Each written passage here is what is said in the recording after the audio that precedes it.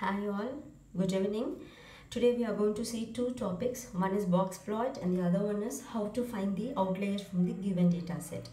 Okay, let's see what is box plot here. Box plot displays the 5-number summary of a set of data. So all the 5-number summary of a sample data are minimum, first quartile, also called as Q1, third is median, fourth is third quartile, also called as Q3, and the median is also called as Q2, and the fifth one is the maximum. Okay, so in a box plot we draw a box from the first quartile to the third quartile. A box will be covered from first quartile to the third quartile, and a vertical line will be drawn in the box at the point of median. At the value of the median you are going to find it, that is nothing but Q2, and then the whiskers that goes from each quartile to the minimum and the maximum, and this is how a box plot appears. Okay, so these are all the different scales that you will be taking according to a sample data set, and this is the box which covers or which starts at Q1 and which ends at Q3, and a vertical line is drawn in between the box plot, which is where is the median point lies, and there are two whiskers which comes out from Q1 and Q3. The whiskers that come out from Q1 is called minimum summary, and the whisker which comes out from the Q3 will be connected to the maximum. Okay, so this is how the box plot appears. We'll see an example. So see here, there's a sample data set here. So I have a 9 elements here. So our first aim is to write my data set in the ascending order.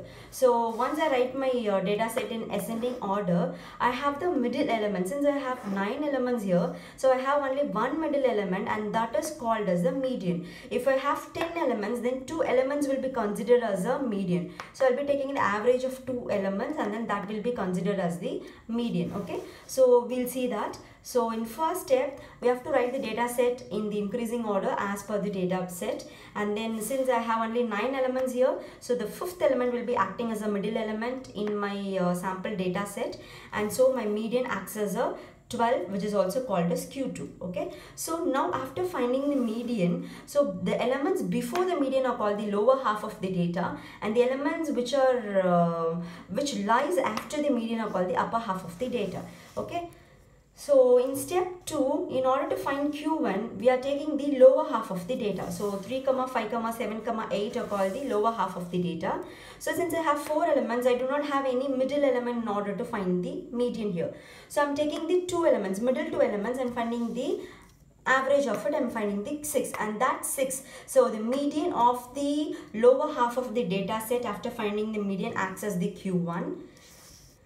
And in step 3, I want to find the Q3. For finding the Q3, I want to take the right half, that is upper half of your data that lies after the median, and then you're going to take the average of both, because I don't have any middle element here, because I have only 4 elements. Because if there is any 5 elements, then I can say that the third element will act as a Q3. Since I have only 4 elements, the middle 2 elements average are taken, and Q3 is 16. Okay, so now we have found that Q2, Q1 and Q3 for drawing the box. Now my step 4 is I need to draw the whiskers which is connected to the minimum and maximum from Q1 to Q3, as I have already shown in a sample box plot. Okay, so the minimum and maximum value according to my data set, I have already arranged in ascending order. So my minimum value is 3 and my maximum value is 21. So all my 5-number summary is minimum is 3, your Q1 is 6, and the median is 12, that is Q2, and then your third quartile Q3 is 16, and your maximum is 21. So in step 5, we are going to see how to draw the box plot. So see here, I've already told you, we have to take a scale for each and every problem according to a sample data set. So here my data set starts from 3 and ends in 21. So what I've done is, like, I've taken a scale which starts from 0 to 24 with an interval of 2. So interval is very important, it should be equally intervalled. Okay, so from 0 to 24 I've taken, and the interval of 2 to I've taken. I've drawn a scale.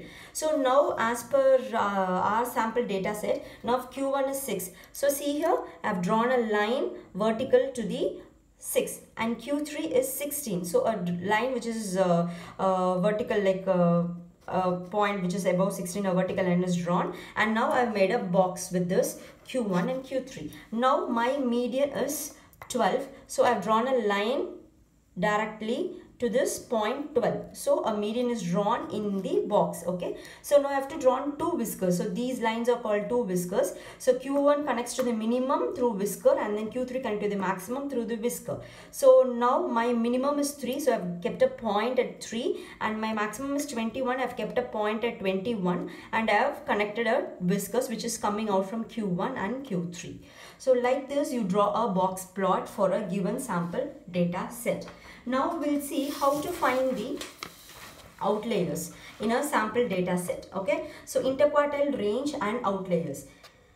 So what is outlier? Outlier is a data value that is much smaller or much larger than the other values in your given data set. Okay, so you are how to find, suppose in a data set, if you feel that few data points in your data set are outliers, how will you identify? Maybe through some assumption you can say, okay, this might be an outlier, but how do you find that particular data point is an outlier or not?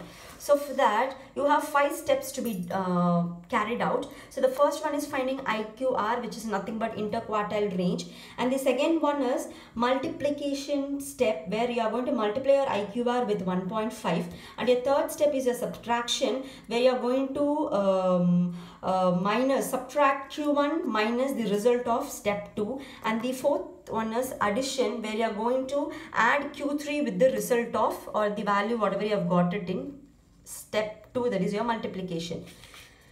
So after calculating all this, if you feel that if the value which is calculated in step 3, that is any value which is less than the value in step 3 or more than the value in step 4 is an outlier. That is, you will be comparing your data set with the step 3 result and the step 4 result.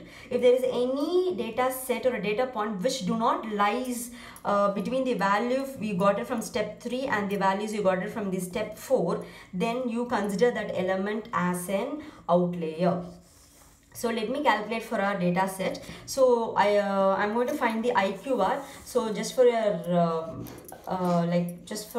seeing it, instead of going back to play back and see what are the numbers, so I've just written it here, made a box. So Q3 is nothing but 16, and then Q1 is nothing but 6. So my IQR is 16 minus 6 is equal to 10. So according to my step which needs to be carried out for finding an outlier, my step 2 is nothing but 1.5 multiplication step, 1.5 into IQR. So 1.5 into IQR is 10, which is nothing but 15. And my step 3 is yours is the subtraction step. So Q1 minus the result whatever you got it from your step 2. So Q1 minus 15 is equal to minus 9. So minus 9, that sign is very important. And then step 4 is nothing but addition Q3 plus whatever the result you got it in your step 2. So it is equal to 16. Q3 is nothing but your 16. 16 plus whatever you got it in your step 2. So it is your addition. So plus 15 is equal to 31. So now my range, the value whatever I got it from step 3 is minus 9, and the value whatever I got it in my step 4 is 31. So we have already seen this, any value which is lesser than the value in step 3 or more than the value in step 4 is considered to be an outlier. So my range is from minus 9 to 31. My data set, I have values from 3 to 21. You have seen it already. So my value is from 3 to 21. So there is no any values that lies between minus 9 to 31. So in my sample data set, none of the elements are considered to be an outlier. So that is my observation here. See here, our sample data set lies in the range of minus 9 to 31. So there is no any outlier in my sample data set. So this is how you find whether your sample data set have an outlier or not. I hope you people have understood the concepts very clearly. Thank you, and if you want you can just take any other sample data set and then you can work on it. If you have any doubts during calculation, you can see up the video again in order to clarify your doubts and to work out. Thank you so much.